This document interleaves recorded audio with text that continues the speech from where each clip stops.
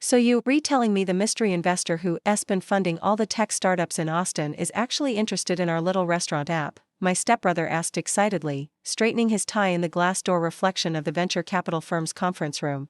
I watched from my office monitor as Mitchell and Grace prepared for the biggest meeting of their lives while my stepdad Richard paced behind them coaching them on what to say to impress the investor he'd been desperately trying to reach through his country club connections.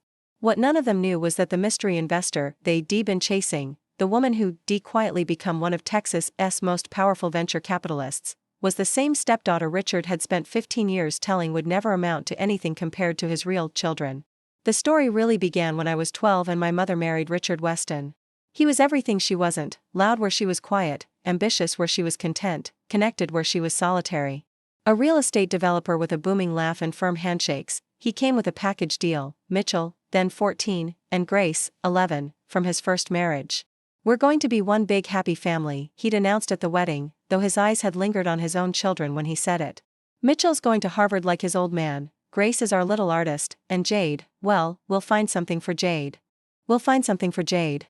Even then, I'd been an afterthought in his grand family vision. The favoritism started small. Mitchell and Grace had their activities funded without question: private tennis lessons, art camps, SAT prep courses that cost more than my mom's monthly salary as a nurse. When I asked about joining the robotics club that required a $500 fee, Richard had frowned. "Robotics? That's not really your thing, is it? Maybe try something more accessible. Like yearbook." "But I've been coding since I was 10, I'd protested. "Mr. Kim says I'm the best programmer in the middle school." "Coding is Mitchell's territory," Richard had said dismissively. "He's the tech genius in the family. No need to compete with your brother." "Stepbrother," I'd thought but didn't say. The pattern crystallized over the years. Mitchell's mediocre attempts at building websites were entrepreneurial genius. Grace's paint-by-number art was breathtaking talent. My actual achievements, winning the state science fair, getting a perfect score on the AP computer science exam, building an app that got 10,000 downloads, were met with polite disinterest at best, suspicion at worst. "Don't you think you're spreading yourself too thin?" Richard would say when I'd work late on my projects. "Mitchell can focus on one thing because he's naturally gifted.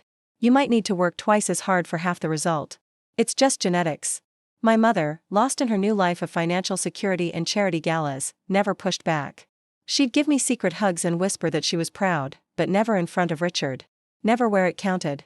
The breaking point came during my senior year. I'd gotten into MIT, early admission, partial scholarship, the whole dream. I'd saved the acceptance letter to share at family dinner, imagining even Richard would have to acknowledge this achievement. "Mitt?" He'd laughed, actually laughed. "Jade, be realistic. That's for students like Mitchell. You'd be eaten alive there. Why not consider community college? Get your basics out of the way, figure out what you're actually good at." "I got in," I said quietly, placing the letter on the table. The silence was deafening. Grace had the decency to look impressed. Mitchell seemed annoyed. Richard's face went through several expressions before settling on condescension. "Probably a diversity admission," he finally said. "They have quotas to fill. But getting in and succeeding are two different things. I won't waste money on tuition for you to flunk out after a semester. It's a partial scholarship." And Mom said, "Your mother and I make financial decisions together," he cut me off. "And we've decided Mitchell needs our support for Harvard. One tuition is enough." I looked at my mother, who was studying her plate like it held the secrets of the universe. That's when I understood, I wasn't part of the we in this family. I never had been. "Fine," I said, standing up. "I'll figure it out myself." "Don't be dramatic, Jade. Sit down." But I was done sitting down, done making myself smaller, done pretending this man who'd married my mother had any interest in being my father. I moved out the day after graduation, crashing with my coding teacher Mr. Kim and his wife while I figured out my next move. Richard told the neighbors I was taking a gap year to find myself. The truth was, I was taking a gap year to save myself. I deferred MIT admission and took 3 jobs: freelance coding, night shifts at a data entry company, weekend tutoring. Every dollar went toward my escape fund. But the real money came from an unexpected source: cryptocurrency. This was 2012, before Bitcoin was mainstream. I'd been following the technology, fascinated by the blockchain concept. With my first $1,000 saved, I bought Bitcoin at $10 per coin. Richard would have called it gambling. I called it calculated risk. By the time I finally made it to MIT a year later, my crypto investment had grown enough to cover living expenses. I told no one, especially not my family. As far as they knew, I was struggling through on loans and ramen noodles. MIT was everything Richard said I couldn't handle, and I thrived. Surrounded by actual genius, I discovered I wasn't just good at coding, I was exceptional at seeing patterns others missed, at predicting where technology was headed, at building solutions for problems people didn't yet know they had. My sophomore year, I built a payment processing app that caught the attention of a fintech company. "How's Jade doing?" family friends would ask my mother, who'd forward the question to me in apologetic texts. "Fine," I'd reply, giving her just enough information to seem dutiful but not enough for Richard to claim any credit for my success. Meanwhile, Mitchell had graduated Harvard with a business degree and zero business sense. Grace had an art history degree and a trust fund. Both moved back to Austin, where Richard set them up with jobs at his company and down payments for condos. "When are you coming home?" my mother would ask during our monthly calls. "I am home," I'd answer from my apartment in Palo Alto, where I'd taken a job at a venture capital firm to learn the other side of the startup equation. The VC world was another education entirely. I learned how money moved, how deals were structured, how to spot potential and when to walk away. My MIT connections helped. Everyone wanted to know the woman who turned $1,000 into millions before graduating college. Within 3 years, I was ready to go solo. Atlas Ventures launched quietly, funded by my crypto gains and early startup exits. I focused on Austin, partly for the emerging tech scene and partly for the poetic justice of building an empire in Richard's backyard. My investment thesis was simple: find brilliant outsiders, the ones traditional VCs overlooked because they didn't fit the pattern. First-generation college students. Female founders. People who'd been told they weren't naturally gifted enough to succeed. My portfolio companies had one thing in common: they were all underestimated until I backed them. By year 5, Atlas Ventures had returned 400% to LPs. By year 7, we were the firm everyone wanted to pitch to. The Austin tech scene buzzed with speculation about the mystery investor, who seemed to have a golden touch but never appeared at networking events or publicity photos. I kept my identity carefully guarded. My partners handled public-facing meetings while I worked from a private office, reviewing deals and making final decisions. Only a handful of people knew that Jade Kim, I'd taken my mentor's last name professionally, was the power behind Atlas Ventures. Which is why Richard's email to my general inquiries inbox was so deliciously ironic. "Dear Atlas Ventures team," it read. "I'm reaching out on behalf of my children, Mitchell and Grace Weston, who have developed an innovative restaurant technology platform. As successful Austin entrepreneurs, they would be ideal additions to your portfolio. I've tried reaching your leadership team through mutual connections without success. Perhaps we could arrange a meeting? Best, Richard Weston, CEO, Weston Development Group." I stared at the email for a full minute, then laughed until tears came. 15 years after telling me I'd never measure up to his children, Richard was begging me for money, without even knowing it was me. I had my assistant schedule the meeting for 2 weeks out, giving me time to do proper due diligence. What I found was predictably mediocre: a restaurant reservation app that did nothing 3 competitors did and already do better, built on shoddy code that Mitchell had clearly outsourced to the lowest bidder. Their burn rate was astronomical, their user acquisition cost was unsustainable, and their only competitive advantage was Richard's connections in Austin's restaurant scene.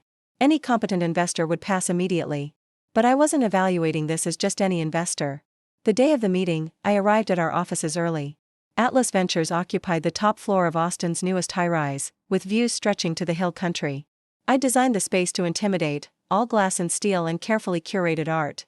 The conference room where they'd wait had a direct view of Weston Development Group's building, 3 blocks away and 20 stories down. I watched the security feed as they arrived. Mitchell, trying to look confident in an ill-fitting suit. Grace, clutching an iPad with their pitch deck. And Richard, surveying my domain with the calculating eye of someone who knew wealth when he saw it. "The investor will be with you shortly," my assistant told them, offering water they were too nervous to accept. I let them wait 15 minutes, long enough for nerves to build, not so long as to be unprofessional. Then I walked in. The sequence of expressions that crossed Richard's face was worth every sleepless night I'd spent building my empire. Confusion, recognition, disbelief, and finally, a dawning horror as he realized who held his children's dreams in her hands. "Jade," Mitchell sputtered. "Miss Kim," I corrected, taking my seat at the head of the table. "I understand you have a pitch for me? What are you doing here?" Grace managed. "I'm the managing partner of Atlas Ventures. I believe you requested this meeting." I opened my portfolio, all business. "You have 30 minutes. I suggest you use them wisely." Richard's face had gone from red to white to an interesting shade of purple. "This is your firm?" "My firm, my building, my time you're wasting." I clicked my pen. The pitch? What followed was the most excruciating 30 minutes of their lives. Mitchell stumbled through slides I could have improved in my sleep. Grace fumbled with financial projections that didn't add up. Richard kept shooting me looks that oscillated between pleading and outrage. I took notes, asked pointed questions that exposed every flaw in their plan, and watched them realize their foolproof business was anything but. When they finished, silence filled the room like water. "Well?" Richard finally demanded. "Are you going to invest or not?" "No." I closed my portfolio. "No." Mitchell looked like I'd slapped him.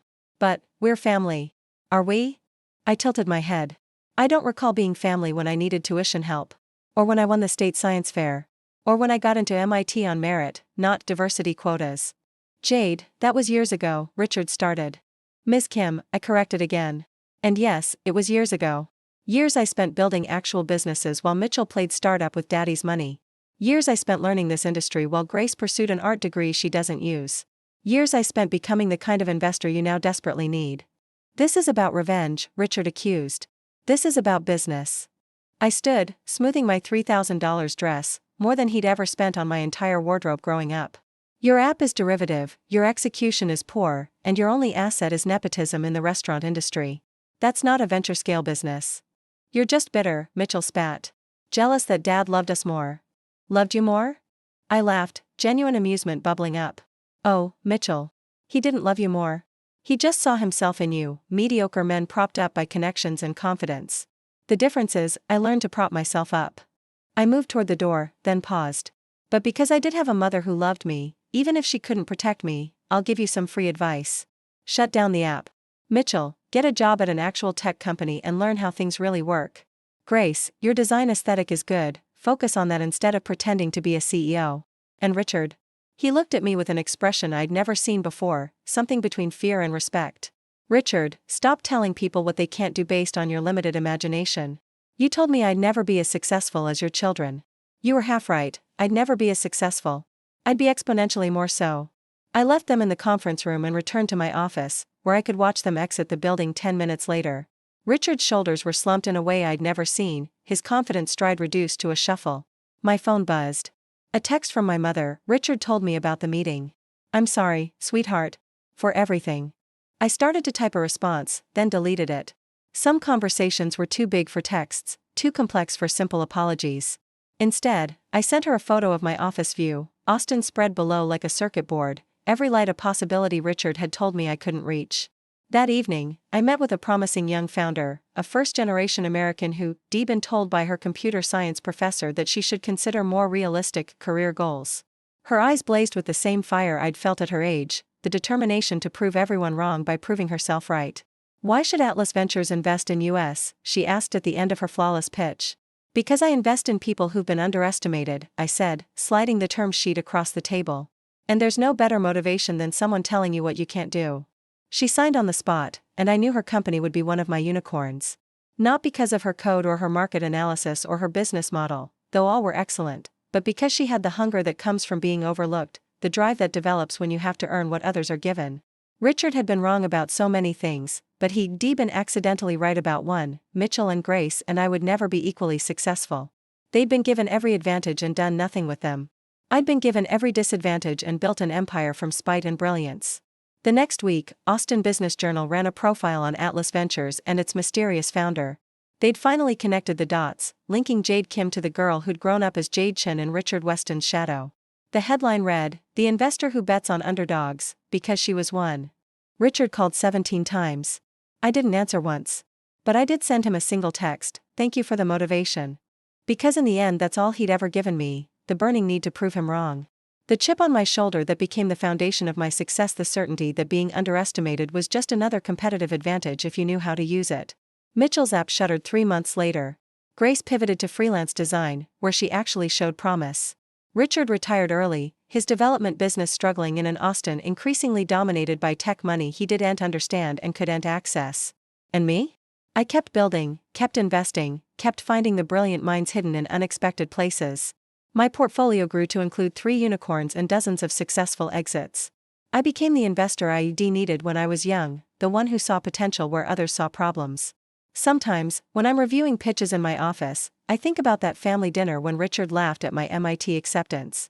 I think about how small he tried to make me feel, how certain he'd been that I'd fail. Then I look at my calendar, packed with meetings with the brightest minds in tech, all hoping for my backing, my guidance, my belief in their vision. I think about the companies I've built, the founders I've supported, the wealth I've created not just for myself but for everyone who was ever told they weren't naturally gifted enough to succeed. Richard had said we'd never be equally successful, his children and I. He was right. We never were equal. I surpassed them all before they even started trying.